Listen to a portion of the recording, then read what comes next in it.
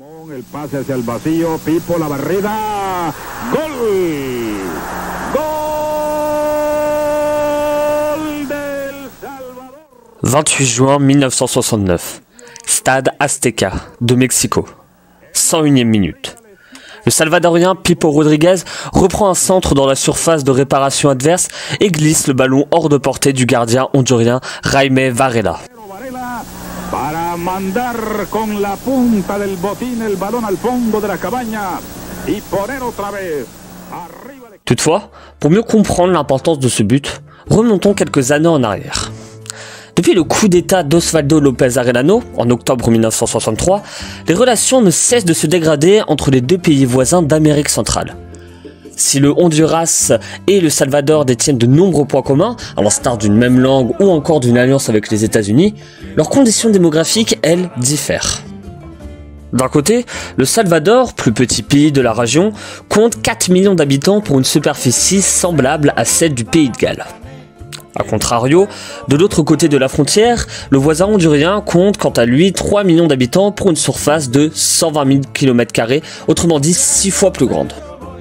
De fait, par manque de place, les paysans pauvres salvadoriens émigrent en masse depuis plusieurs décennies vers le Honduras, source de terre. Ainsi, en juin 1969, les guanacos salvadoriens, exploitant des terres honduriennes parfois sans titre de propriété, représentent près de 10% de la population. En sus primeros 6 meses de ejercicio constitucional, el régimen que tengo la honra de presidir ha puesto su más decidido empeño en trazar los planes y a acumular los recursos indispensables. Au vu de ce constat, afin de renforcer son pouvoir, le général Arellano mène une politique patriotique marquée par des mesures fortes, mais aussi et surtout xénophobes envers les migrants salvadoriens, accusés de coloniser économiquement le Honduras. C'est dans ce climat d'extrême tension géopolitique que se déroulent les éliminatoires du mondial de football 1970 de la zone CONCACAF, réunissant les pays d'Amérique du Nord et centrale. Hasard du tirage, les deux pays finissent par se rencontrer en demi-finale des barrages pour rêver d'une première participation à la Coupe du Monde. Bonjour et bienvenue dans ce premier épisode de la 3e série de Géosporétique où nous allons nous plonger dans un nouveau chapitre de la grande histoire du sport dans lequel le Honduras et le Salvador nous prouvent qu'un simple match de football peut déclencher une véritable guerre.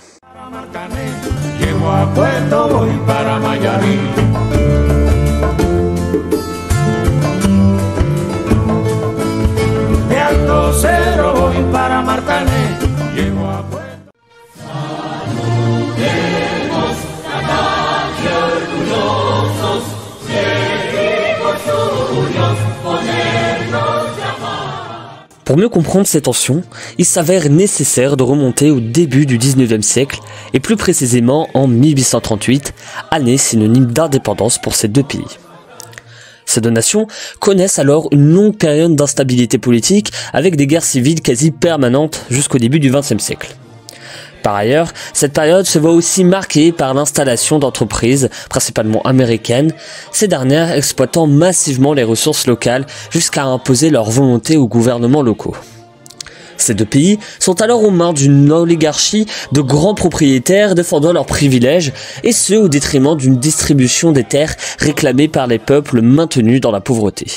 Solo necesitamos el complemento de la paz social y una disposición general sincera y patriótica de anteponer los sagrados intereses de Honduras a las ambiciones de grupos y camarillas. L'arrivée d'Arellano au pouvoir, soutenue par l'entreprise United Fruit Company qui contrôlait jusqu'ici le Honduras, marque un tournant dans les relations entre ces deux pays voisins. En effet, sous l'influence de cette société, le nouveau dirigeant hondurien décide de contrer les réformes agraires promises par le président précédent, Ramón Villeda, à savoir redistribuer les terres au peuple en faisant cesser les monopoles. Accablé d'une telle prospérité qui lui échappe, le Honduras s'attaque alors aux paysans salvadoriens au lieu de lutter contre les vraies raisons de sa faillite économique. Con nuestros propios medios, la lucha del pueblo salvadoreño no tiene más que un objetivo: garantizar las personas y bienes de nuestros compatriotas en Honduras. En réaction à ce racisme anti-Guanacos, le dirigeant salvadorien Fidel Sánchez Hernández envoie des troupes en 1967, ces dernières parvenant même à pénétrer sur le territoire hondurien. Les États-Unis interviennent alors rapidement afin d'éviter un affrontement. Toutefois, un an plus tard, les tensions ne cessent de croître, Arellano entamant une vague d'expulsions à l'égard des populations salvadoriennes, la plupart étant dépourvues de titres de séjour. Ainsi, des centaines de familles se voient chassées, ces expulsions s'avérant de plus en plus violentes et régulières à partir de 1969. La guerre n'a alors jamais été aussi proche. Fútbol México 70, Fútbol México 70, Fútbol México 70, Fútbol México 70.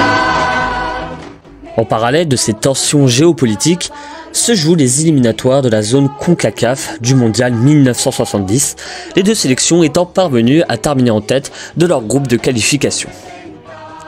Arrive alors le 8 juin 1969. L'équipe nationale du Honduras reçoit celle du Salvador à Tegucigalpa avant un match retour de l'autre côté de la frontière. L'enjeu s'avère énorme, puisqu'il s'agit de la demi-finale des barrages. Le vainqueur de ces confrontations obtenant une place en finale face à Haïti.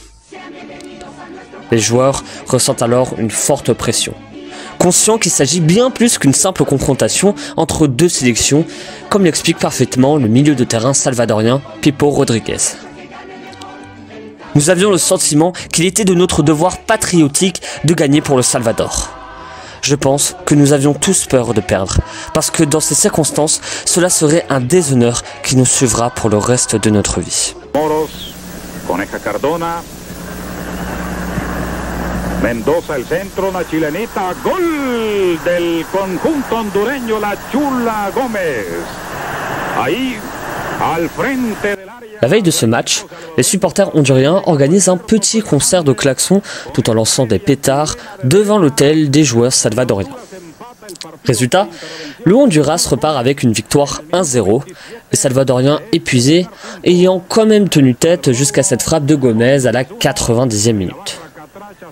Cette défaite aux armes de drame national, suivie de l'expulsion de 500 familles guanacos, pousse la jeune salvadorienne Amilia Bolaños au suicide, provoquant une hystérie hostile de ce peuple envers les Honduriens.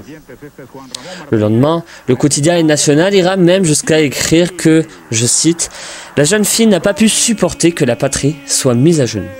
La pelota quedando libre, el zurdazo y gol del conjunto salvadoreño. Gol de Juan Ramón Martínez. La primera anotación del partido en una jugada que se empezó a trabajar desde el medio terreno. Une semaine plus tard, le 15 juin, le match retour à San Salvador s'annonce bouillant. Cette fois-ci, les rôles s'inversent. C'est désormais au peuple salvadorien d'empêcher l'équipe du Honduras de fermer l'œil, ces derniers allant même jusqu'à déposer une petite bombe artisanale dans l'hôtel des Honduriens qui, heureusement, n'explosera pas. Résultat, sous les huées, les joueurs du Honduras totalement exténués se font corriger 3-0 par les locaux, poussant ainsi cette confrontation vers un dernier match décisif sur terrain neutre. Cependant, après le coup de sifflet final, le match continue. Des centaines de supporters honduriens qui ont fait le voyage se voient pris à partie et molestés par la foule composée de groupes armés d'extrême droite. De l'autre côté de la frontière, des émeutes éclatent dans la capitale du Honduras. Des bandes armées s'attaquent aux habitants salvadoriens. Les magasins possédés par des immigrés sont pillés, les voitures immatriculées au Salvador brûlées.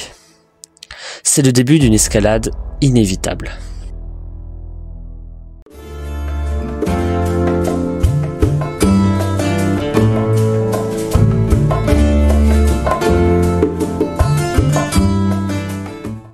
C'est ainsi que se termine ce premier épisode de Géosporétique, Honduras-Salvador 1969, la guerre du football. Le match d'appui ainsi que la guerre de senteurs, c'est les thèmes du prochain épisode. Merci pour votre écoute. C'était Alexis Gallo, à bientôt. Llevo a Puerto, voy para Mayarí.